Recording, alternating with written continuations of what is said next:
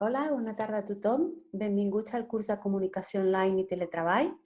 El primer de tot, donar-vos les gràcies perquè la primera càpsula ja ha arribat gairebé a les 1.000 visualitzacions i ens fa molt feliços saber que aquesta feina que fem és útil i que us agrada, no? I els comentaris que ens arriben, que us ajuden en aquest moment, doncs moltes gràcies per l'oportunitat i per la vostra confiança. Avui enregistrem la tercera càpsula del curs i la dedicarem als xats i les aplicacions vinculades als xats. Com ja vam comentar l'altra vegada, a la primera càpsula, per fer les reunions necessitem un tipus de gestió més formal i després hi ha un tipus de comunicació dins del treball que implica una comunicació més informal i més directa i més àgil. Per a aquest tipus de comunicació del dia a dia són més adients els sistemes de xat. I avui el que revisarem són els principals sistemes de xat i sobretot Telegram i les principals diferències en WhatsApp, que és el que més o menys tots coneixem. Com sempre, el contingut és en obert, el podeu compartir i contra més difusió en fem, doncs més podrà aprofitar més gent el contingut. D'acord? Comparteixo la pantalla. Molt bé. Doncs iniciem ja la sessió. El primer que hem de parlar és, quan parlem de les aplicacions per xat, estem parlant d'aplicacions que es descarreguen a les stores tant d'iPhone com d'Android. Són aplicacions per instal·lar en el mòbil, encara que, com veurem, hi ha possibilitat de fer versió web, en el cas de WhatsApp i de Telegram, i també es poden descarregar, per exemple, l'aplicació de Skype, que encara que en un inici era videoconferència, també té una funció de xat pel mòbil. Evidentment, necessitem connexió a internet. En principi, no cal una connexió especialment potent. Qualsevol mòbil amb connexió a internet funcionaria. L'emmagatzematge, en el cas de Telegram, és online i tenim una versió web disponible tant en WhatsApp com en Telegram. Les principals aplicacions o més populars dintre del xat per mobile, per empresa i per particulars. Tenim el Hangout, que si recordeu de la primera càpsula, el Hangout era aquella aplicació que estava vinculada a les eines de Google. Això què vol dir? Que si jo programo una reunió a Google i amb aquella opció que us donàvem la vinculaves a Hangout, automàticament, quan arriba l'hora, t'obre el Hangout i totes les persones que estan apuntades al calendari a aquella hora també els hi obre. Després tenim WhatsApp, que segurament és la més popular i la que tothom coneixem. Després veurem les dades, crec que són aprox 2.000 milions d'usuaris, però seguida molt de prop i sempre pendent de Telegram. Telegram va sorgir després de WhatsApp i va incloure totes les millores que WhatsApp en aquell moment no donava. Sobretot un tema de seguretat que parlarem més endavant. I per últim, anomenem Skype. Skype, en principi, neix com una aplicació per videoconferència, preferiblement per ordinador. El que passa és que també té una versió mobile, d'acord? Si parlem de gestió de videoconferències, Skype seria més adequat que les aplicacions que parlem. Si parlem de xat, de sistema àgil, intuïtiu i de funcions adients pel xat, pel tipus de comunicació informal, doncs potser seria la menys intuïtiva i la que presenta una usabilitat més baixa. El que ens ocupa avui, el que mirarem d'exprémer i de treure totes les funcionalitats que té, que són moltes i que segurament no les coneixeu totes i té un potencial enorme. Telegram, d'acord? Què és el Telegram? El Telegram, com parlàvem, és una aplicació mobile, és una aplicació que neix amb l'objectiu de millorar totes les mancances del WhatsApp i es descarrega en el mòbil, encara que té la seva versió WhatsApp Telegram web, que us ensenyaré també com fer-ho i com obrir-ho. Els punts forts que jo destacaria més rellevants serien velocitat i seguretat, d'acord? Ja veurem com aconsegueix augmentar la velocitat, però podem dir que tècnicament és l'aplicació de missatgeria més ràpida que hi ha al mercat.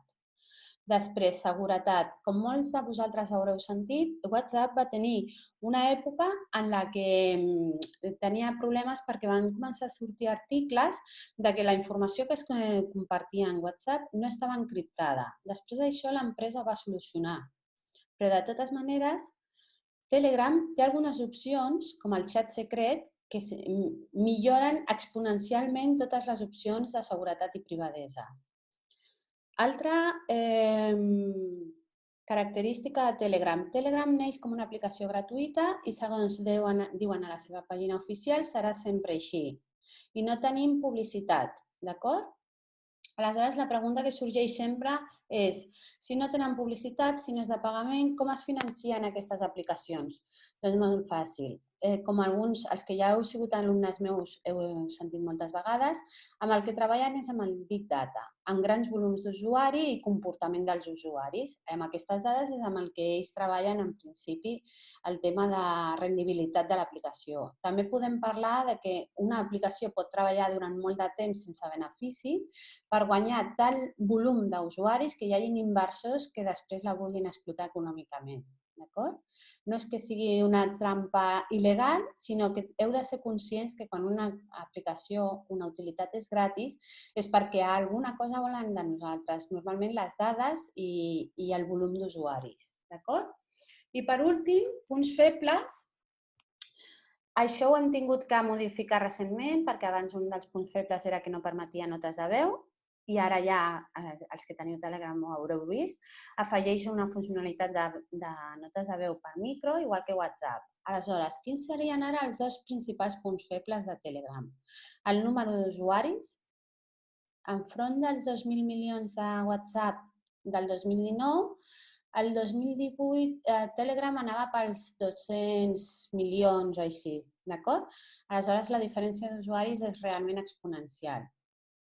Però això no vol dir que a futur sigui així, perquè cada vegada que surt una mala premsa a WhatsApp, cada vegada que surt un tema de seguretat, que cau el servidor, Telegram guanya seguidors, però és que, a més, ara, amb aquest entorn de teletreball que no estem vivint només aquí a Espanya, sinó a nivell mundial, està guanyant molts seguidors per tots aquests avantatges en privadesa i seguretat, que quan parlem de comunicacions professionals i empresarials són determinants a l'hora d'escollir una aplicació o una altra.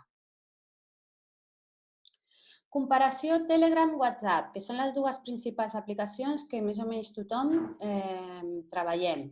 WhatsApp, com us deia, a data 2019 tenim dades de 2.000 milions d'usuaris.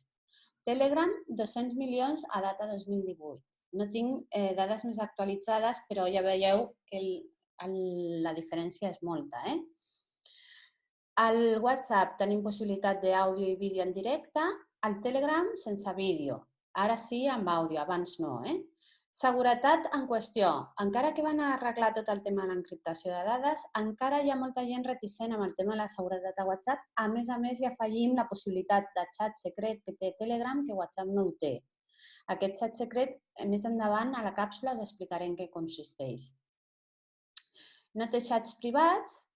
Dintre dels xats secrets o privats tenim a Telegram l'encriptació i autodestrucció de missatges. Us explicaré com funciona, però si treballeu amb material, informació o missatges sensibles, de molta privadesa, que no voleu que surtin, és l'opció més segura.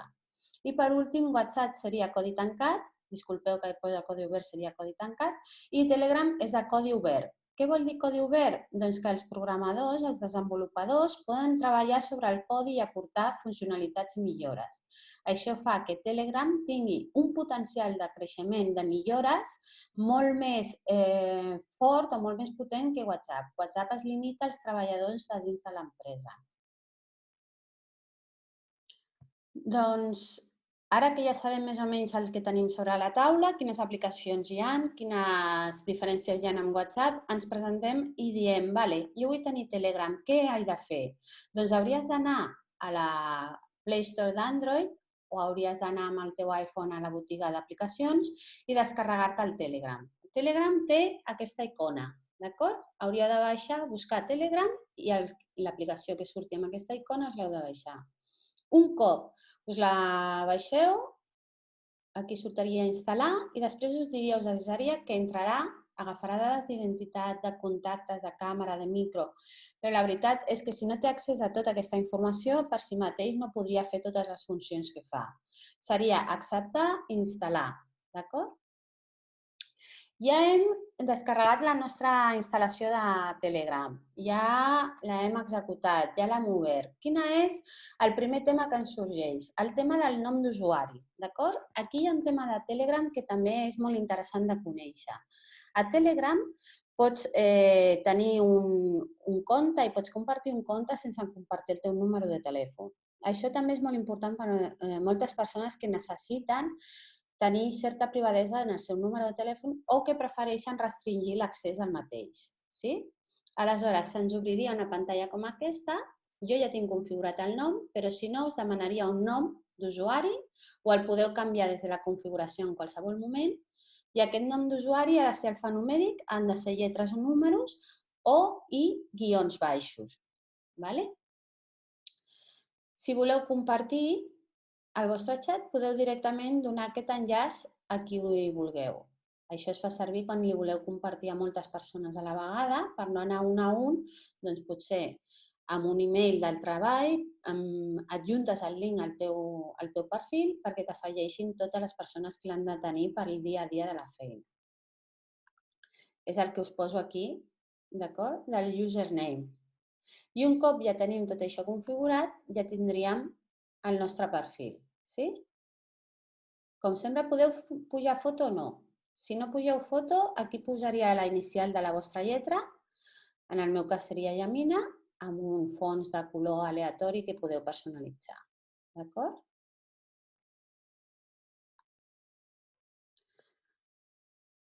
Ens hem descarregat Telegram, l'hem configurat, ja tenim el nostre compte amb el nostre nom d'usuari. Aleshores, quin seria el següent pas? A l'idioma. Configurar l'idioma perquè ens enterem una miqueta de què van totes les funcionalitats. Perquè si ho tenim en anglès i no tenim ni idea o el tenim en alemany, per exemple, serà molt difícil que puguem modificar o configurar correctament les opcions. Aleshores, tornaríem a anar directament a la configuració, d'acord? I aquí teniu una opció que és l'idioma. A partir d'aquí podeu seleccionar entre tots els idiomes disponibles. Ja us adelanto que també està disponible el català. ¿Vale? Com us comentava, com que darrere de Telegram hi ha molts desenvolupadors, és una aplicació, com li va passar també a WordPress en el seu moment, amb codi obert, que va afegint millores contínuament. Aquest és un dels grans potencials que té Telegram. Molt bé, com que ja tenim tot configurat, tenim el nostre nom, el nostre idioma, ja tenim la nostra aplicació de Zoom, aleshores, com que ja més o menys ens aclarim, ja hem d'anar configurant més cosetes per poder treballar de forma segura i tranquil·la amb aquesta aplicació. Aquí us parlo de la privadesa i la seguretat de Telegram. Té moltíssimes opcions. Us vull destacar les que per mi serien més importants. Podeu, com en el cas de WhatsApp, bloquejar els usuaris. Si una persona ja no voleu que us contacti més, l'afegiu aquí i simplement deixarà de poder enviar-vos missatges. D'acord? Aquí podeu configurar que ningú vegi el vostre número de telèfon, només els vostres contactes o persones concretes que li doneu permís. Qui pot veure la meva última connexió? Doncs jo puc configurar ningú, contactes o persones concretes una altra vegada. En aquest cas, si jo configuro que ningú pot veure la meva última connexió, com en el cas de WhatsApp, és bidireccional. Jo tampoc podré veure l'última connexió de les persones. El mateix passa amb l'estat en línia. Si jo tinc oberta l'aplicació però tinc configurat la privadesa perquè no ho puguin veure, tampoc jo podré veure els altres si estan o no estan. D'acord? La foto de perfil, que en si configurar això perquè no ho vegi ningú no té gaire sentit, perquè si no vols posar foto de perfil no hi poses, amb la qual simplement deixaries la lletra i ja està. Missatges reenviats, si tu vols que la gent no veia l'ítem de reenviat. Ja us explicaré que amb el tema dels continguts i missatges és molt més restrictiu que WhatsApp. Tu pots esborrar un missatge i no queda aquell xivatillo, no?, de que has esborrat un missatge. Els missatges reenviats també pots configurar la privadesa, d'acord? I després sí, et poden trucar i grups. Us he volgut destacar aquí un tema de seguretat que després us comentaré una altra vegada per si perdeu el mòbil i voleu recuperar el vostre compte de Telegram. Podeu configurar la verificació en 2 passos. Això voldria dir que simplement tancant la sessió des de qualsevol altre dispositiu, una altra persona només amb el vostre telèfon no podria accedir al vostre compte de Telegram. Per tant, seria interessant, si voleu preservar la intimitat del vostre compte, que feu la verificació en 2 passes. Anem als missatges de Telegram. Dintre de Telegram, evidentment, una de les principals funcions és un xat, és enviar i rebre missatges. Podem enviar o rebre missatges a persones pel seu nom d'usuari, si tenim el seu nom d'usuari, directament des de l'agenda de contactes, a tots els nostres contactes, o per invitació. Podem enviar aquesta invitació a la persona amb la que volem contactar i directament ens podria obrir un xat als dos. El tema de la lectura dels missatges, que també és un tema que des de WhatsApp va ser... Sembla que és molt interessant, no?, el del control de si han llegit el missatge o no. Com funciona en la versió mòbil de Telegram? Funciona amb un tic, 2 tics. Un tic l'ha rebut, 2 tics l'ha llegit. Ja està, sense més, d'acord? En la versió web us passaria que si no l'ha llegit té al costadet una rodoneta blava i si l'ha llegit aquesta rodoneta blava desapareix i ja està. Última connexió i en línia, com es comentava. Podeu configurar perquè no us vegin, però aleshores vosaltres tampoc veuríeu si les altres persones estan en línia. Tu pots configurar que no et vegin en línia, però en determinats moments, si interactues, et saltaria en línia per uns segons. Que ho tingueu en compte, que no esteu invisibles totalment tota l'estona. Esborrar i editar missatges. Si vosaltres heu enviat un missatge i pel que sigui no esteu d'acord amb el que heu enviat i voleu rectificar, podeu eliminar qualsevol missatge que hagueu enviat en qualsevol moment. No hi ha un límit ni de 48 hores, ni d'una hora, ni de res. Qualsevol missatge enviat en qualsevol moment es pot tornar a esborrar. I no queda, que això és molt important per la privadesa, aquell missatge de s'ha eliminado, s'ha suprimido un mensaje. Perquè de vegades, quan vols esborrar un missatge, és pitjor aquest xivatillo de s'ha suprimido un mensaje que el mensaje que queries eliminar. No us ha passat de vegades que no elimineu missatges perquè no quedi aquesta sensació de que havies enviat una bomba? Doncs, per evitar això, el que fa és que et permet esborrar-los sense que quedi rastre. Editar missatges. Podeu editar missatges ja enviats. En aquest cas, sí que quedaria un petit missatge a baix a la dreta, com en aquesta pantalla així, no? I aquí posaria editat. Aquí sí que t'avisa que aquell missatge està editat, d'acord? Podem fer trucades de veu, podem fer missatges d'àudio i podem fer enviar vídeo, però no podem fer videoconferència, sí? Notificacions. Una altra configuració interessant és la de les notificacions pel control dels nostres missatges i contactes, però també pel control de la procrastinació famós, de que no ens interrompi constantment. Aleshores, hi hauria una configuració bàsicament igual per persones com per grups, en què podem controlar si hi ha un so, si hi ha una vista prèvia al missatge, si s'encén el LED, aquest petitet de la llumeta que tenim aquí dalt, i si vibra el mòbil. D'acord? El preview del missatge moltes vegades és convenient tenir-lo desactivat, perquè pots tenir missatges de diferents projectes o pots tenir missatges de diferents equips que tu estiguis en un moment donat treballant amb algú i que tu no vulguis traslladar informació d'un grup a un altre. I el tema de vibració, so i llumeta ja dependrà de vosaltres. Hi ha gent que apaga el so i li deixa la llumeta, amb la qual cosa no és tan disruptiu, però sí té un avís per donar-se compte que té un missatge. I després, com en moltes de les opcions, podeu fer excepcions. Això què vol dir? Vol dir que vosaltres teniu aquesta configuració per defecte, però aquí podeu afegir els contactes o els grups que vulgueu amb una configuració específica. Doncs no sé, un grup que és massa actiu, doncs potser, encara que tingueu tot això actiu, decidiu aquests grups desactivar-ho. D'acord? Tot va orientat a facilitar la feina, a que no sigui estressant i a que sigui productiu, que no sigui una pèrdua de temps. Una funcionalitat que és superinteressant, superpotent i que és un gran avantatge de Telegram són els grups i canals. Dintre dels grups i canals tenim una petita diferència que ara us comentaré. Els grups podem tenir, imagineu-vos, escolteu bé aquesta dada, 200.000 usuaris en un grup. Us imagineu alguna qüestió que precisi més de 200.000 usuaris? De fet, s'utilitza també per grans empreses i institucions com a canal de comunicació oficial. Imagineu-vos el potencial de poder tenir 200.000 persones en un grup de xat per difondre informació. Què passa quan podem tenir fins a 200.000 usuaris? Si amb el grup del col·le ja ens tornem bojos, no? Que són 25 nens i les famílies, doncs imagineu-vos amb 200.000 usuaris. Per tal de resoldre això, quines opcions tenim? Doncs dintre dels grups tenim una opció que és la cerca instantània. Nosaltres podem buscar a partir d'una paraula clau d'un tema que volem trobar i ens busca dintre de tot el xat on estan els missatges que contenen aquella paraula clau. Una altra cosa superinteressant i superpotent. Podeu treballar com a les xarxes socials en hashtags i mencions. Per exemple, estem treballant amb un supergrup que és el del treball i hi ha 2.000 persones, però hi ha l'equip de recursos humans, hi ha l'equip de màrqueting i hi ha l'equip de financer. Aleshores, l'equip de màrqueting utilitza hashtag màrqueting, el de financer hashtag financer i el de recursos humans hashtag recursos humans.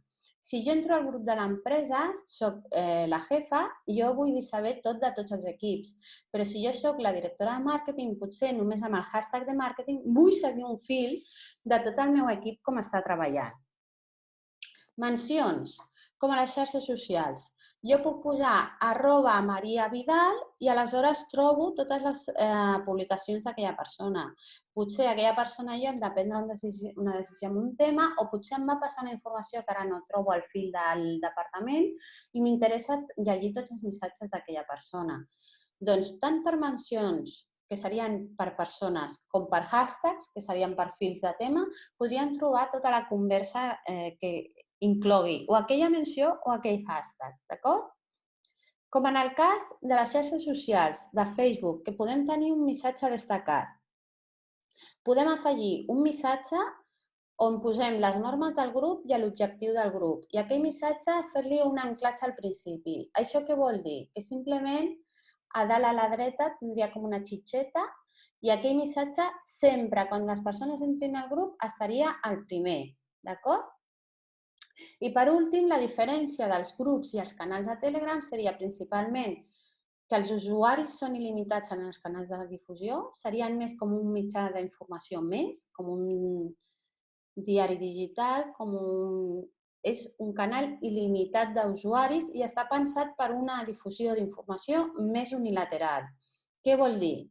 Si la Generalitat fa un canal a Telegram sobre el Covid, va publicant allà totes les actualitzacions sobre l'actualitat d'aquest tema i no espera interacció dels usuaris. D'acord? Aleshores, grups fins a 200.000 usuaris, s'espera certa interacció i per millorar aquesta interacció tenim cerca instantània, hashtags i mencions. Canals. Amb els canals no es busca la interacció, no hi ha límit d'usuaris i funcionen com un canal unilateral, encara que permet contestar, de difusió d'informació. Aquí tenim la possibilitat de configurar grups i canals a Telegram. Us he posat les captures de pantalla de des d'on ho tindríem que crear. En el cas del canal, com podeu veure, aquí, Nuevo canal, li posaríem nom i descripció i podem ser que sigui públic o privat. ¿Vale?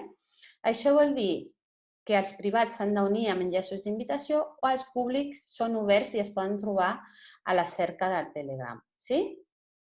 I podem generar un enllaç perquè qualsevol que vulgui entri al canal.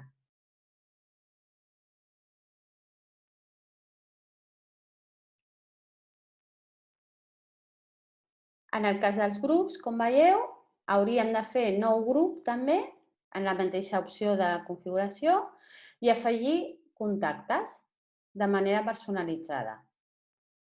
O podem enviar un enllaç d'invitació per afegir-se al grup. depenent, no? Si hem d'enviar a tota l'empresa, potser és més fàcil enviar un correu a la llista de difusió de l'empresa amb l'enllaç per unir-se al grup. Una superfuncionalitat de Telegram, els xats secrets. És el súmmum ja de la privadesa, sí?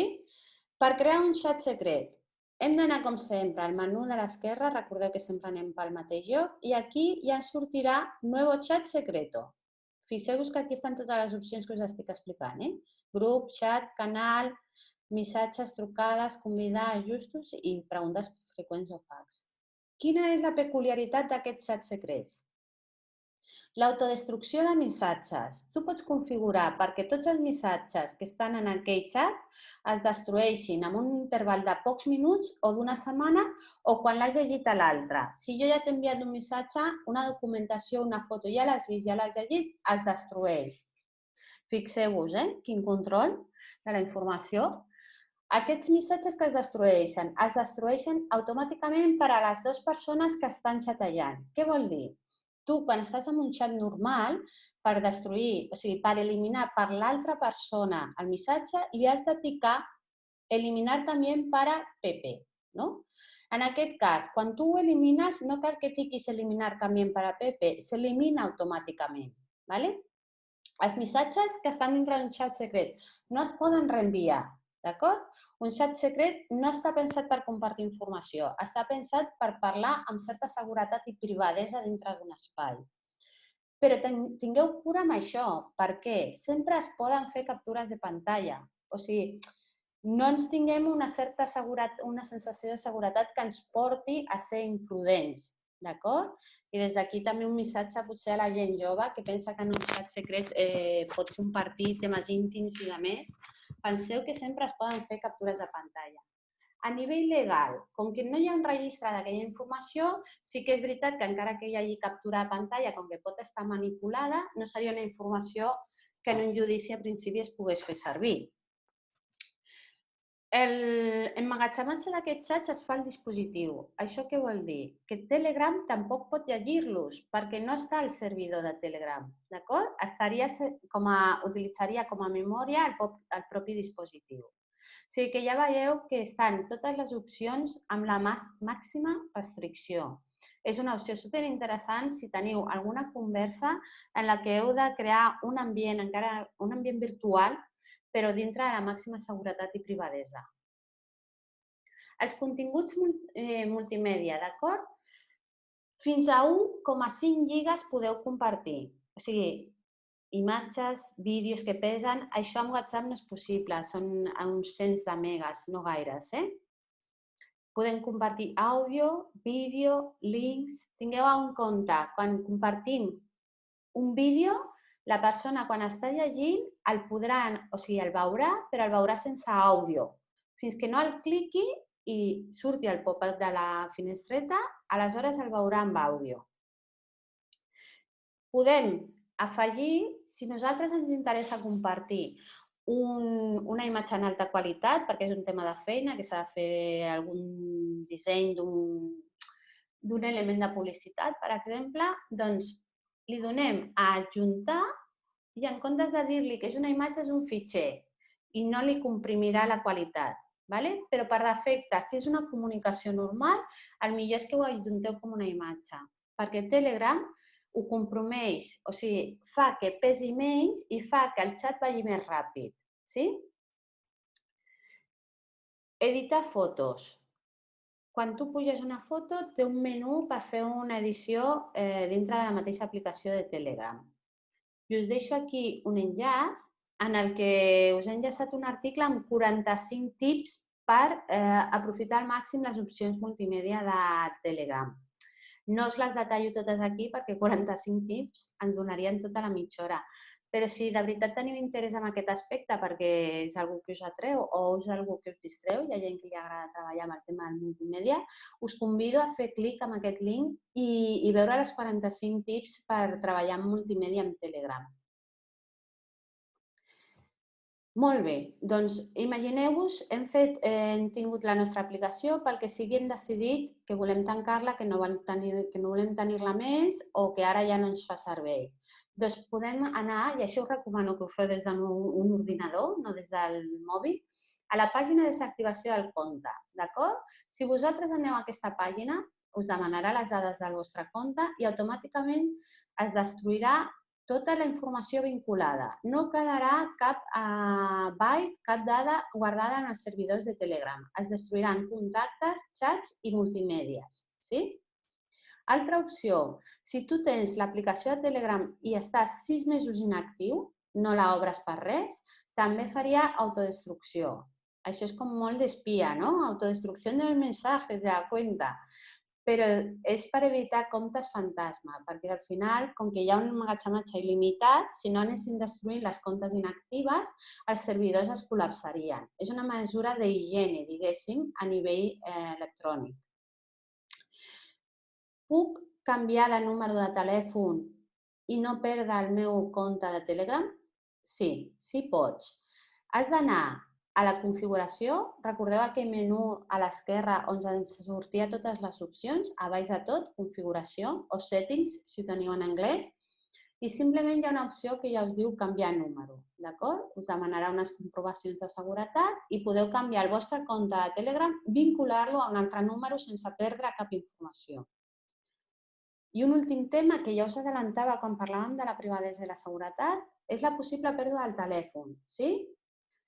Virgencita no lo quiera Dios, però si perdem el telèfon, que ens pot passar a tots, no ens hem d'estirar els cabells, podem configurar seguretat perquè l'altra persona no pugui entrar dintre del nostre xat, dels nostres continguts, les nostres converses.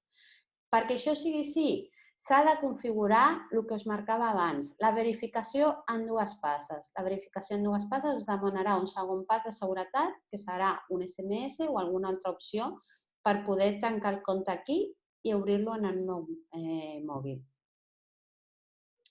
Per últim, el Telegram al teu ordinador, com jo us comentava abans. El Telegram al teu ordinador podeu entrar en aquest espai web que us deixo aquí i només us demanarà dos passes. La primera serà ficar el teu número de telèfon i un cop ficat el número de telèfon t'enviarà un SMS, cuidado, que esto también es de espías, perquè en 1 minut 50 perd la validesa a l'SMS. Per tant, heu de ser ràpids. Sí?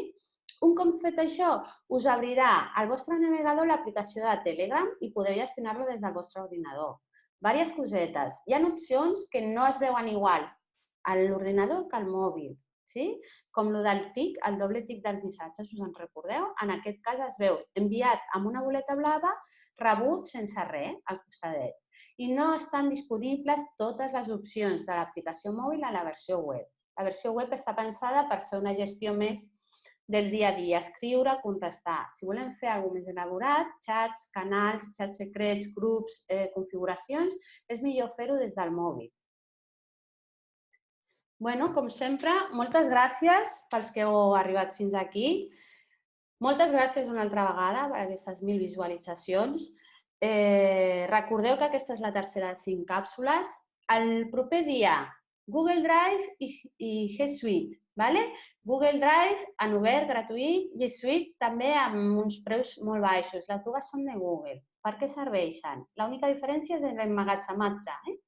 Hi ha algunes opcions plus que té la versió de pagament que veurem en detall en la propera càpsula. Per gestió de documents i projectes en línia. Això vol dir treball col·laboratiu. Podem estar treballant diverses persones en el mateix document des de casa. Sí? I ens podem comunicar a la vegada que treballem de manera col·laborativa i que compartim arxius i que tenim una sèrie d'informacions en un espai online accessible. Espai online accessible a fitxers més gestió en directe, en línia d'un mateix document des de diversos punts de feina. Sí? Espero que us interessi moltíssim, espero els vostres comentaris, us dono les gràcies per la paciència. Recordeu que és material en obert, si t'ha agradat, si t'ha servit, el pots compartir. I us deixo més informació sobre Telegram aquí, si voleu tenir més detalls tècnics o alguna especificació que no us hagi explicat, i un link per descarregar Telegram si us heu animat i encara no la feu servir. D'acord? Moltes gràcies, ens veiem aviat i espero veure's per aquí fins al final del curs.